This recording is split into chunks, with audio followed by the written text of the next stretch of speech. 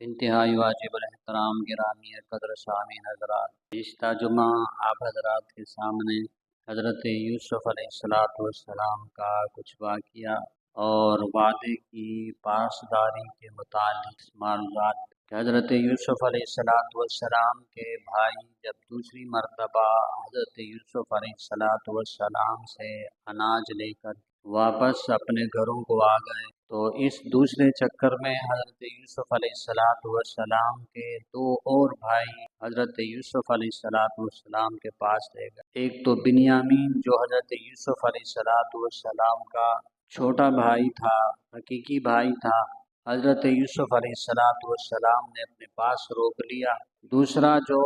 دوسرے بھائیوں میں سے سب سے بڑا یہودا تھا، وہ بھی اس غرض سے رک گیا کہ میں اپنے والد کو کیا جواب دوں گا کہ ہم نے تو اس کے ساتھ ہی وعدہ کیا تھا کہ ہم ہر صورت بنیامین کو واپس لے کر کے آئیں گے، اس لیے میں اس کے بغیر نہیں جا سکتا۔ تو یوسف علیہ السلام کے باقی بھائی گھر آ گئے اور سارا واقعہ بھی بتا دیا، لیکن حضرت یعقوب علیہ السلام نے ان کے باتوں سے مطمئن نہیں ہوئے اور ان سے منہ موڑ کر پھر اللہ تعالیٰ سے التجا کرنے لگے اور حضرت یوسف علیہ السلام کو یاد کر کے پھر رونے لگے۔ حضرت یوسف علیہ السلام کے چھوٹے بھائی بنیامین کی جدائی کی وجہ سے حضرت یعقوب علیہ السلام کا وہ پرانا زخم جو حضرت یوسف علیہ السلام کی جدائی کی وجہ سے ہوا تھا وہ پھر تازہ ہو گیا اور دوبارہ رونے لگے، اور ہر خوشی اور غمی کے موقع پر جب بھی حضرت یوسف علیہ السلام کی یاد آتی تو حضرت یوسف علیہ السلام کو یاد کر کے ان کے والد حضرت یعقوب علیہ السلام بہت زیادہ رویا کرتے اور اس قدر روتے تھے کہ ان کی آنکھوں کی اندر کی جو سیاہی تھی وہ سفیدی میں تبدیل ہو گئی، جس کی وجہ سے حضرت یعقوب علیہ السلام کی بینائی ختم ہو گئی۔ بیٹوں نے پوتوں نے کہا کہ ابا جان یہ کیا کرتے ہو؟ 40 سال کا عرصہ گزر گیا حضرت یوسف علیہ السلام کو، ابھی تک حضرت یوسف علیہ السلام کو یاد کر کے اس قدر روتے ہو، آپ کی بینائی بھی چلی گئی، ایسا نہ ہو کہ آپ اس کو یاد کرتے کرتے آپ اس دنیا سے چلے جاؤ، اپنے آپ کو ہلاکت میں نہ ڈالو، اس لیے بس کر دو، صبر کرو۔ لیکن حضرت یوسف علیہ السلام کے والد کے سامنے وہ خواب بھی تھا کہ جو حضرت یوسف علیہ السلام نے دیکھا تھا کہ یوسف علیہ السلام کے سامنے سب بھائیوں نے، ماں باپ نے سجدہ کیا، تو اس سے ان کو امید تھی کہ یہ وقت تو لازمی آنا ہے کہ ہم ایک مرتبہ دوبارہ جمع ہوں گے، لیکن یہ جو جدائی تھی کہ حضرت یوسف علیہ السلام کہاں ہیں، کس جگہ ہیں، کس حالت میں ہیں، اس جدائی نے، اس تکلیف نے حضرت یعقوب علیہ السلام کو اس حالت پر پہنچا دیا۔ بہرحال بیٹوں نے بہت زیادہ جو ہے وہ سمجھایا۔ پھر حضرت یعقوب علیہ السلام نے ایک اور خواب دیکھا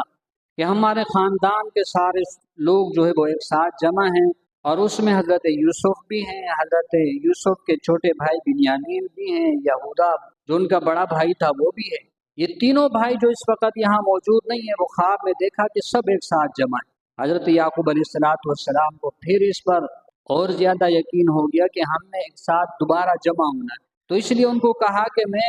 تو اس لیے روتا ہوں کہ اپنا غم، اپنا حزن جو ہے وہ اللہ تعالیٰ کے سامنے رکھتا ہوں، اللہ تعالیٰ کے سامنے شکایت کرتا ہوں کہ اللہ تعالیٰ میری اس تکلیف کو دور کر دے اور مجھے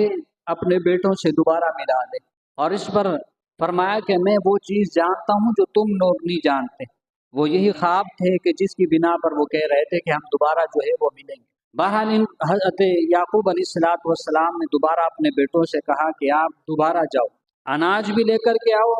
اور حضرت یوسف علیہ السلام اور ان کے بھائیوں کو بھی تلاش کرو، ان کو لے کر کے یوسف کو بھی تلاش کرو اور بنیامین اور یہودا کو بھی لے کر کے آؤ۔ تیسری مرتبہ اب جو ہے دوبارہ یہ مصر کی طرف کنعان سے جانے لگے اور حضرت یوسف علیہ السلام کے پاس دوبارہ مصر میں جو ہے یہ ان کے بھائی پہنچ گئے۔ اب یہ جب تیسری مرتبہ حضرت یوسف علیہ السلام کے بھائی وہاں پہنچے تو اب حضرت یوسف علیہ السلام عزیز مصر بن چکے تھے۔ پہلے دو چکروں کے اندر حضرت یوسف علیہ السلام وہ وزیر خزانہ تھے، اب حضرت یوسف علیہ السلام مصر کے وزیر اعظم بن چکے تھے۔ اب یہ یہاں آئے اور دوبارہ التجا کرنے لگے کہ ہم دوبارہ آئے ہیں اپنی ضرورت کو لے کر لیکن اس بار جو ہم رقم لے کر کے آئے ہیں، سکہ پیسے لے کر کے آئے ہیں، وہ کھرے نہیں ہیں، کھوٹے ہیں۔ دو قسم کے پیسے استعمال ہوتے تھے، کھرے اور کھوٹے۔ کھوٹے کا مطلب نقلی بھی نہیں ہوتا تھا کہ جو بالکل ہی نہ چلتے ہوں، بلکہ ان کی ویلیو کم ہوتی تھی، کم چیزوں سے جو ہے وہ آتی تھی، مقدار ان کی جو ہے وہ کم ہوا کرتی تھی۔ فرمایا کہ اس مرتبہ جو ہم پیسے لے کر کے آئے ہیں وہ کھوٹے ہیں اور تھوڑے لے کر کے آئے ہیں، آپ اپنی طرف سے جو ہے ہمیں اضافہ کر کے پورا ناپ کر کے دے دیں، اضافی ہمارے اوپر جو ہے وہ آپ صدقہ کر دیں۔ اس کو اللہ تعالیٰ نے ذکر کیا، فرمایا کہ وَتَوَلَّى عَنْهُمْ وَقَالَ يَا أَسَفَ عَلَى يُوسُف۔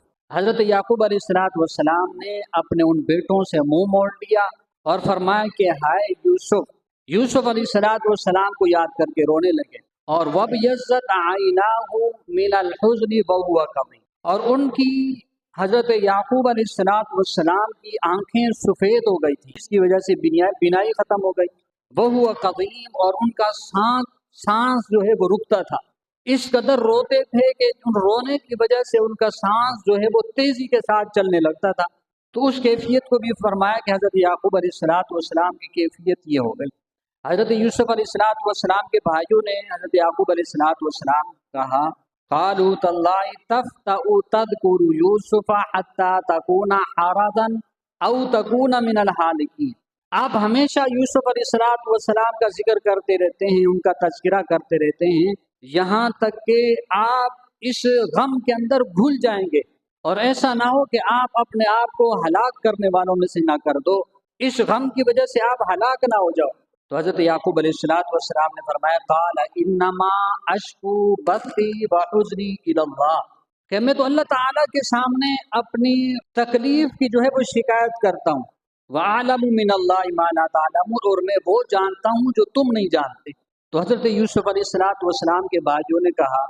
کہ آپ اتنا زیادہ نہ روئیں، لیکن فرمایا کہ میں تو اپنے بیٹوں کی یاد میں روتا ہوں۔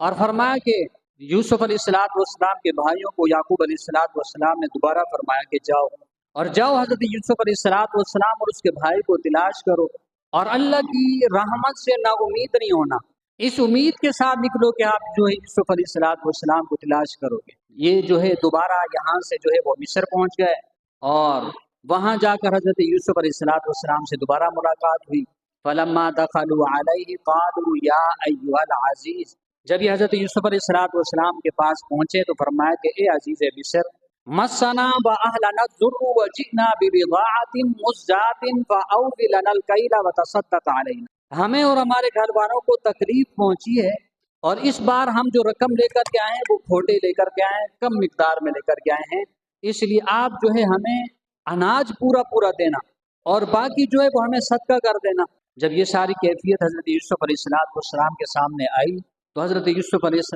السلام نے اب اپنی حقیقت بتا دی۔ ما فعلتم بیوسف واخی، فرمایا کہ تم نے یوسف علیہ السلام کے ساتھ اور اس کے بھائی کے ساتھ کیا کیا؟ قال هل علمتم ما فعلتم بیوسف واخی، تم نے یوسف اور اس کے بھائی کے ساتھ کیا کیا؟ تو وہ فوراً پہچان گئے کہ اس کو کیسے پتہ چلا۔ تو ان کو اس کہنے پر ان کو پتہ چلا کہ ضرور حضرت یوسف علیہ السلام ہی ہو سکتے ہیں، اس لیے کہ ہمارے علاوہ اور اس بات کو کسی کو جو ہے وہ خبر نہیں۔ فرمایا کہ کیا تم حضرت یوسف علیہ السلام ہو؟ فرمایا کہ ہاں۔ قال انا یوسف وہذا اخی، میں یوسف ہوں اور یہ میرا بھائی۔ تو حضرت یوسف علیہ السلام نے ان کو بتا دیا کہ میں یوسف ہوں اور یہ میرا بھائی بنیامین، یہ میرا بھائی۔ قد من اللہ علینا، ہمارے اوپر اللہ نے احسان کیا، تم نے تو مجھے کنویں میں ڈال دیا تھا، اللہ نے مجھ پر احسان کیا، کنویں سے نکال کر آج مجھے مصر کا وزیر اعظم بنا دیا، اللہ نے مجھ پر احسان کیا، مجھے یہاں تک پہنچا دیا۔ اور فرمایا انہ من یتقی ویصبر فان اللہ لا یضیع اجر المحسنین، فرمایا جو تقوی اختیار کرے اور صبر کرے تو اللہ تعالیٰ نیکی کرنے والے کے اجر کو، محنت کو ضائع نہیں کرتا۔ تو اب ان بھائیوں کو جب پتہ چلا تو یہ بھی پشیمان ہوئے، یہ اب ان کے سامنے جھکنے لگے، معافی طلبیں کرنے لگے، اپنی غلطی کا اظہار کرنے لگے۔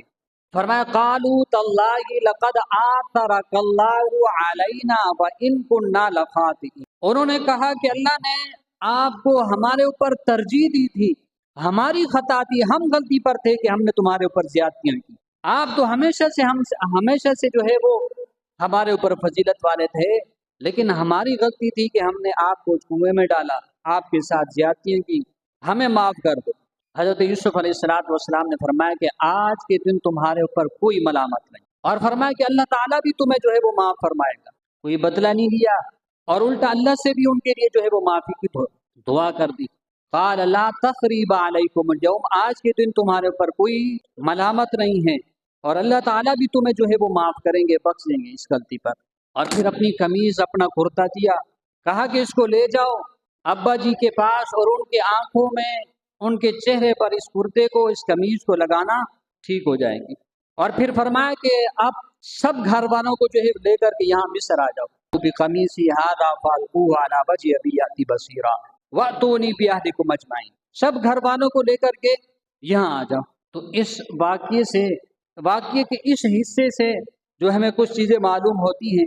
وہ یہ کہ حضرت یعقوب علیہ السلام پر یہ جب دوسری مرتبہ تکلیف پہنچی کہ یوسف علیہ السلام کے علاوہ پھر بنیامین اور یہودا کی جدائی ہوئی، اس پر بھی حضرت یعقوب علیہ السلام نے کوئی آہوزاری کا اظہار نہیں کیا، بلکہ اللہ تعالیٰ کے سامنے انہوں نے التجا کی، اللہ تعالیٰ کو پکارا،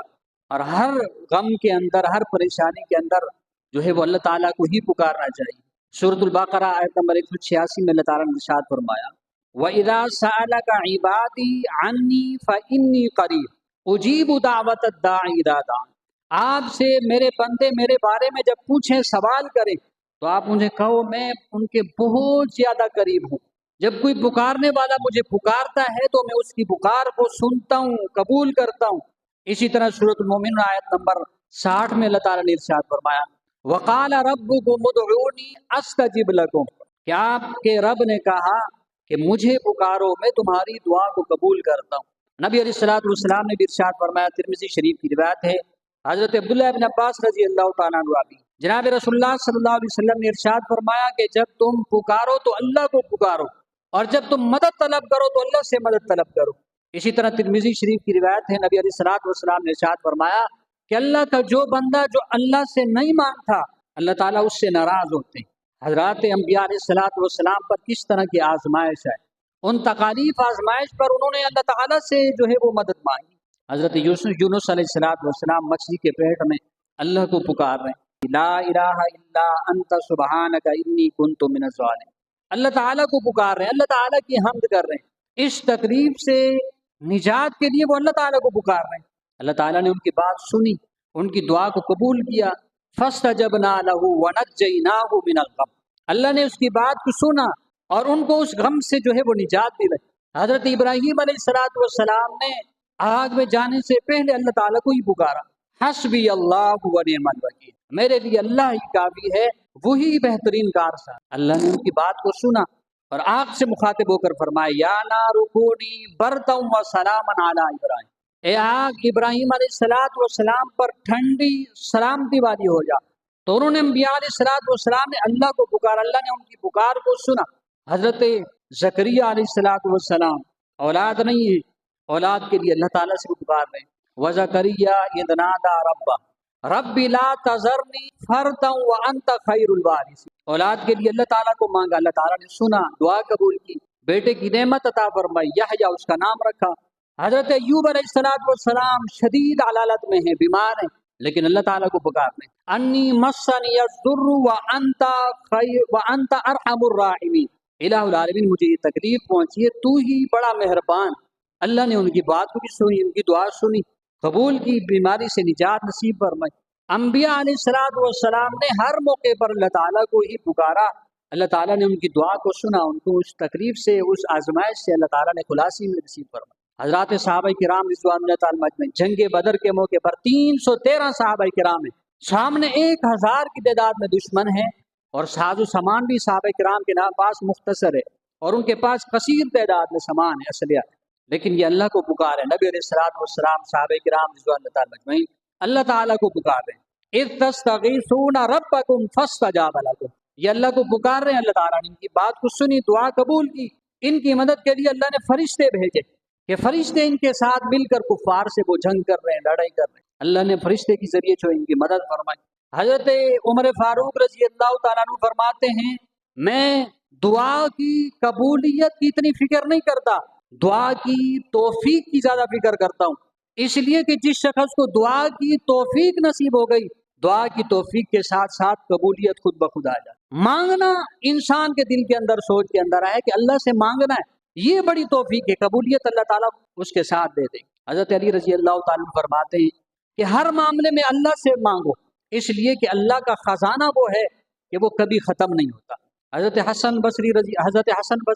رحمت اللہ علیہ فرماتے ہیں کہ جس شخص کو اللہ سے مانگنے کی توفیق مل گئی، جس شخص کو اللہ سے دعا کرنے کے دروازے جس شخص کے لیے کھل گئے، اللہ کی رحمت کے دروازے اس کے لیے کھل گئے، کہ اس کا دل دماغ یہ بن گیا کہ ہر معاملے میں اللہ سے مانگنا ہے، اللہ اس کے لیے اپنی رحمت کے دروازے کھول دیتا۔ امام ابن تیمیہ رحمت اللہ علیہ فرماتے ہیں کہ جس نے اللہ پر بھروسہ کر لیا، اللہ تعالیٰ اس کو کافی ہو گیا۔ اور بھروسے کا مطلب یہی ہے کہ اللہ کے ساتھ تعلق اتنا مضبوط ہو کہ کوئی بھی معاملہ ہے تو اللہ تعالیٰ کے سامنے اس کو رکھے، اللہ تعالیٰ سے حل کروائے، اللہ تعالیٰ سے اس کو جو ہے وہ مانگے۔ اس لیے فرمایا کہ جو شخص اللہ تعالیٰ پر جس نے بھروسہ کر دیا، اللہ اس کو کافی ہو جاتا ہے۔ تو پہلی چیز اس واقعے سے جو ہمیں معلوم ہوتی ہے وہ یہ ہے کہ ہر معاملے میں اللہ تعالیٰ کو پکارنا ہے، اللہ تعالیٰ سے جو ہے وہ مانگنا ہے۔ دوسری چیز اس سے جو معلوم ہوتی وہ یہ کہ حضرت یوسف علیہ السلام کے بھائی جب وہاں گئے تو حضرت یوسف علیہ السلام کو انہوں نے کہا کہ آپ اپنی طرف سے جو ہے وہ ہمیں صدقہ کر دیں، اور صدقے کا بدلہ اللہ تعالیٰ بہترین جو ہے وہ دیکھتے ہیں۔ تو صدقے کی بھی بڑی فضیلت ہے۔ نبی علیہ السلام نے ارشاد فرمایا کہ صدقہ آنے والی مصیبتوں کو، تکلیفوں کو، پریشانیوں کو، آزمائشوں کو کھا جاتا ہے، ختم کرتا ہے۔ آپ کے اوپر کوئی بڑی تکلیف اور پریشانی آنی ہوتی ہے لیکن آپ نے اس سے پہلے صدقہ کر دیا، اللہ تعالیٰ اس تکلیف سے آپ کو جو ہے وہ محفوظ فرماتے ہیں، اس پریشانی سے آپ کو جو ہے وہ نجات نصیب فرما دیتے ہیں۔ اسی طرح نبی علیہ السلام نے ارشاد فرمایا کہ صدقے سے اللہ بری موت سے حفاظت فرماتے ہیں، کہ جو شخص اپنی زندگی کے اندر صدقہ کرتا رہتا ہے اللہ اس کو بری موت سے محفوظ فرماتا ہے۔ اسی طرح نبی علیہ السلام نے ارشاد فرمایا کہ صدقے کے ذریعے سے اللہ کا غصہ ٹھنڈا ہوتا ہے، اللہ کا غصہ اور قہر سے وہ شخص محفوظ رہتا ہے کہ جو اللہ کی راہ میں صدقہ کرتا ہے۔ صدقے کا مفہوم یہ نہیں کہ آپ اپنی وسعت سے بڑھ کر بکرا خرید کر جو ہے وہ صدقہ کر رہے ہیں یا کچھ بھی، بلکہ صدقہ یہ ہے کہ آپ کسی بھی ضرورت مند کی جائز ضرورت کو وہ پوری کر دیں، یہ صدقہ ہے۔ آپ کے پڑوس میں، آپ کے رشتہ داروں میں غریب مستحق اس کو کسی چیز کی ضرورت ہے، آپ اس کی ضرورت کو پورا کر دیں، یہ صدقہ۔ اپنی وسعت کے مطابق آپ صدقہ کریں، ضروری نہیں پورا بکرا لے کر کے۔ ایک شخص کے پاس کھانے کے لیے کچھ نہیں، سالن بنانے کے لیے باقی سامان نہیں، آپ اس کو پورا جا کر کے صدقہ کے بکرا دے دو، کیا کریں؟ صدقے کا مفہوم یہ ہے کہ آپ جو ہے وہ کسی غریب مستحق کو آپ پیسے دے دو، یا کوئی بھی ایسی ضرورت جو اس کی ضرورت ہے وہ آپ اس کی پوری کر دو۔ تو اس واقعے سے دوسرا جو ہمیں سبق ملتا ہے وہ صدقہ، اللہ کی راہ میں صدقہ کرنے کا جو ہے وہ سبق ملتا ہے۔ تیسرا، جب یہ حضرت یوسف علیہ السلام کے بھائی تیسری مرتبہ جب حضرت یوسف علیہ السلام کے پاس پہنچے اور ان کو پتہ چلا کہ یہ تو وہی حضرت یوسف ہمارے بھائی ہیں کہ جن کو ہم نے کنویں میں ڈالا تھا، تو وقت کیسے بدلتا کہ جس یوسف کو ان کے بھائیوں نے اس لیے کنویں میں ڈالا کہ یہ ہمارے والد کے نزدیک جو ہے وہ معزز سمجھا جاتا ہے، ان کا مقام ہمارے سے جو ہے وہ زیادہ سمجھا جاتا ہے، اس لیے ہم اس کو مٹا کر اپنا مقام بڑھائیں گے۔ انہوں نے ان کا مقام دبانا چاہا، ختم کرنا چاہا، لیکن اللہ تعالیٰ نے ان کو کنویں سے نکال کر وزیر خانہ بنایا، پھر وزیر خانہ سے وزیر اعظم بنایا، پھر وزیر اعظم سے پورے مصر کا بادشاہ بنایا حضرت یوسف علیہ السلام کو، جس کو ان کے بھائیوں نے کنویں میں ڈالا تھا ختم کرنے کے لیے۔ لیکن اللہ تعالیٰ نے فرمایا سورۃ آل عمران آیت نمبر 140 میں وَتِلْكَ الْأَيَّامُ نُدَاوِلُهَا بَيْنَ النَّاسِ، یہ دن ہے ہم اس کو لوگوں کے درمیان پھیرتے رہتے ہیں، کبھی غم آتا ہے تو پھر غم ختم بھی ہو جاتا ہے، خوشی کے دن بھی آتے ہیں۔ فَإِنَّ مَعَ الْعُسْرِ يُسْرًا، إِنَّ مَعَ الْعُسْرِ يُسْرًا، ہمیشہ تنگی نہیں رہتی، تنگی کے بعد آسانی بھی آتی، تنگی پر اللہ کا پھر بھی جو ہے وہ صبر کرے، شکر کرے، اللہ اس پر پھر جو ہے وہ آسانی کے دن بھی لائیں گے۔ نبی علیہ السلام نے بھی ارشاد فرمایا مسلمان کا، مومن کا معاملہ تو ہے ہی عجیب کہ ان پر جب تکلیف پریشانی آتی ہے تو یہ صبر کرتے ہیں، اور جب ان کے پار خوشی آتی ہے تو اس پر اللہ کا شکر ادا کرتے ہیں، اور دونوں معاملے جو ہے خیر سے خالی نہیں، کہ دونوں معاملے جو ہے وہ خیر سے خالی، تکلیف آتی ہے تو صبر کرتے ہیں وہ بھی اجر سے خالی نہیں، اور خوشی آتی ہے تو اس پر شکر کرتے ہیں، وہ بھی اجر سے خالی نہیں۔ تو مومن کی شان یہ ہے، اس پر کوئی تکلیف پریشانی آئے تو اس پر صبر کرے، واویلا نہ کرے، بے صبری کا اظہار نہ کرے، اس پر صبر کرے، اور جب خوشی آئے تو اس پر اللہ کا شکر ادا کرے۔ تو تیسرے نمبر پر، چوتھے نمبر پر اس واقعے سے ہمیں جو بات معلوم ہوتی ہے وہ یہ کہ حضرت یوسف علیہ السلام نے فرمایا کہ تم نے مجھے کنویں میں ڈالا تھا، اللہ نے ہم پر احسان کیا، اور 3 باتیں ارشاد فرمائی کہ جو شخص تقوی اختیار کرے، صبر کرے اور نیک اعمال والی زندگی اختیار کرے تو اللہ تعالیٰ کا احسان اس پر رہتا ہے، اللہ تعالیٰ کی مدد اور نصرت اس کے ساتھ رہتی ہے۔ تو صبر کرنا، تقوی اختیار کرنا، نیک اعمال والی زندگی گزارنے سے اللہ کی مدد اور نصرت شامل حال رہتی ہے۔ فرمایا کہ تکلیف مانگو نہیں۔ ایک صحابی کو حضور صلی اللہ علیہ وسلم نے دیکھا کہ وہ کچھ دنوں سے جو ہے وہ نماز پر نہیں آ رہا، صف اول کے نمازی تھے اور صحت مند تھے، جوان تھے، دیکھا کہ وہ نماز پر نہیں آ رہا۔ حضور صلی اللہ علیہ وسلم نے پوچھا، فرمایا کہ وہ تو بیمار ہے۔ نبی علیہ السلام اس کے بعد تشریف لے گئے تو وہ تو بہت صحت مند تھے لیکن وہ بیماری کی وجہ سے بالکل کمزور ہو گئے۔ وجہ پوچھی تو صحابی رسول نے فرمایا کہ خوف خدا میرے اوپر اتنا غالب تھا کہ میں نے اللہ سے دعا کی، اللہ جو مجھے موت کے بعد جو تکلیف دے گا وہ مجھے اپنی زندگی کے اندر دے دے، مجھے زندگی کے اندر وہ تکلیف دے دے، موت کے بعد مجھے وہ تکلیف سے بچا دے۔ تو لگتا ہے اسی دعا کی وجہ سے اللہ نے مجھے اس تکلیف کے اندر جو ہے وہ مبتلا کر۔ تو نبی علیہ السلام نے فرمایا کہ اللہ سے تکلیف مانگو نہیں، اللہ سے یہ دعا کیوں نہیں مانگتے، ربنا آتنا فی الدنیا حسنہ وفی الآخرۃ حسنہ، دنیا کی بھلائی بھی الہ العالمین ہمیں عطا فرما، آخرت کی بھلائی بھی عطا فرما، وقنا عذاب النار، اور جہنم کے عذاب سے محفوظ فرما۔ اس طرح اللہ سے دعا مانگو، دنیا کی بھلائی بھی مانگو، آخرت کی بھلائی بھی مانگو۔ تو صحابی رسول پر تنبیہ فرمایا کہ اللہ سے تکلیف نہیں مانگو، ہاں تکلیف آ جائے تو پھر اس پر صبر مانگو، صبر کرو، صبر بغیر تکلیف کے بھی نہیں مانگو۔ ایک صحابی سے دیکھا کہ وہ دعا کرے، اللہ مجھے صبر نصیب فرما۔ حضور صلی اللہ علیہ وسلم نے پوچھا کہ آپ کو کیا تکلیف پہنچی؟ کہا کہ یا رسول اللہ مجھے تکلیف تو نہیں پہنچی، میں ویسے اللہ سے صبر مانگ رہا ہوں۔ کہا کہ تم نے صرف صبر نہیں مانگی، تم نے صبر کے ساتھ ساتھ اللہ سے تکلیف بھی مانگی، اس لیے کہ بغیر تکلیف کے صبر نہیں آتا، تکلیف آتی ہے پھر اس پر صبر کرنا پڑتا ہے، اس لیے بغیر تکلیف سے اللہ سے صبر نہیں مانگو، اللہ سے ہمیشہ عافیت مانگو، تکلیف نہیں مانگو۔ جب تکلیف آ جائے پھر اللہ سے صبر بھی مانگو، اس پر صبر بھی کرو، اس کی جو ہے وہ بڑی فضیلت۔ تو حضرت یوسف علیہ السلام کے واقعے سے ہمیں چوتھا جو سبق ملتا ہے وہ یہ کہ تکلیف مصائب پر جو ہے وہ صبر کرنا ہے۔ چوتھے نمبر پر جو ہمیں معلوم ہوتی ہے، حضرت یوسف علیہ السلام نے فرمایا کہ آج کے دن میں تم سے کوئی بدلہ نہیں لوں گا۔ جب ان کو پتہ چلا کہ یہ میرے بھائی ہیں اور انہوں نے میرے ساتھ یہ زیادتی کی تھی، کنویں میں ڈالا تھا،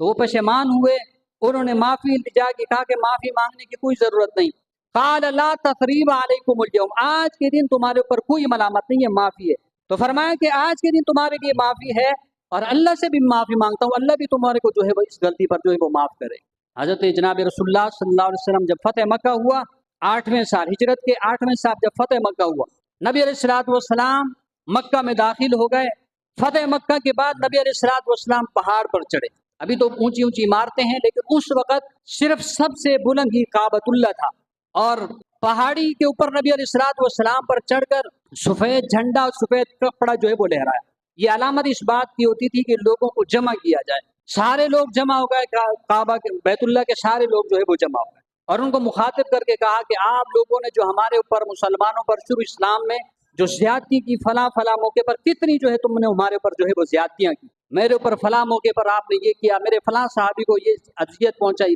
بلال پر تم نے یہ تکلیفیں، یہ ساری تکالیف ان کے سامنے جو ہے وہ جب بیان کی تو وہ بھی اب جو ہے وہ خوف زدہ ہو گئے، آج مسلمان جو ہے وہ ہم سے بدلہ لیں۔ لیکن جناب رسول اللہ صلی اللہ علیہ وسلم نے ارشاد فرمایا کہ آج میں وہی لفظ تمہیں کہتا ہوں جو حضرت یوسف علیہ السلام نے اپنے بھائی کو کہا تھا کہ قال لا تثریب علیکم اليوم، آج کے دن تمہارے اوپر کوئی ملامت نہیں، آج عام معافی کا میں تمہیں اعلان کرتا ہوں، کسی سے کوئی بدلہ نہیں لیتا۔ حضور صلی اللہ علیہ وسلم نے عام معافی کا اعلان کیا، کہا کہ جتنے تم نے میرے اوپر ظلم کیے، میرے ساتھیوں کے اوپر ظلم کیے، میں تمام ظلموں پر تمہارے کو جو ہے معاف کرتا ہوں، اور آج کے دن عام معافی کا اعلان کرتا ہوں، کسی سے کوئی بدلہ نہیں لیتا۔ ایک شخص سامنے آیا، یا رسول اللہ، حضرت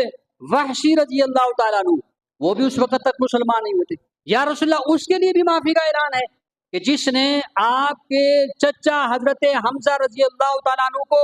بڑی بے دردی کے ساتھ اس نے شہید کیا، 11-12 ٹکڑے اس نے کیے، کان کاٹا، ناک کاٹے اور کلیجہ نکال کر اس نے باہر نکال دیا۔ اس قدر اس نے آپ کے چچا کو جو ہے ٹکڑے ٹکڑے کیے، آج اس کے لیے بھی معافی کا اعلان ہے۔ فرمایا کہ آج اس کے لیے بھی معافی کا اعلان ہے، اس سے بھی کوئی بدلہ نہیں دیا جائے۔ حضور صلی اللہ علیہ وسلم نے عام معافی کا اعلان کیا۔ ایک اور صحابی کے متعلق بھی آتا ہے، حضرت اکرمہ بن ابی جہل، ابو جہل کا بیٹا تھا، اس نے بھی مسلمانوں کو بڑی تکلیفیں پہنچائی۔ ابو جہل کے قتل ہونے کے بعد وہ سارا کردار جو اس کے باپ ابو جہل کا تھا، وہ سارا کردار حضرت اکرمہ رضی اللہ تعالیٰ عنہ نے ادا کیا، جو بعد میں مسلمان ہو گئے تھے۔ انہوں نے بھی بڑی تکلیفیں پہنچائی۔ ان کی اہلیہ حضرت ام حکیم رضی اللہ تعالیٰ عنہ بھی حضور صلی اللہ علیہ وسلم کے پاس آئی، کیا میرے شوہر اکرمہ کو بھی معافی کا اعلان ہے کہ اس نے تو بڑے مسلمانوں کو جو ہے وہ قتل کیا، شہید کیا، کیا آج اس کے لیے بھی معافی کا اعلان ہے؟ فرمایا کہ آج اس کے لیے بھی معافی کا اعلان ہے۔ یہ پہلے حضرت اکرمہ جو ہے وہ جب فتح مکہ ہوا، مکہ چھوڑ کر وہ جو حبشے کی طرف بھاگ گئے۔ ان کو تلاش کرنے کے لیے ان کی بیوی گئی، ان کی بیوی نے نشانی کے طور پر، علامت کے طور پر چیز مانگ لی کہ آپ مجھے کوئی چیز ایسی دے دیں کہ جس کو دیکھ کر میرے شوہر یہ یقین کر لے کہ ہاں آپ نے جو ہے وہ امان دے دی، معافی کا اعلان کر دیا۔ تو اپنی پگڑی اتار کر نبی علیہ الصلوۃ والسلام نے ان کو دے دی، کہا کہ یہ لے جاؤ اور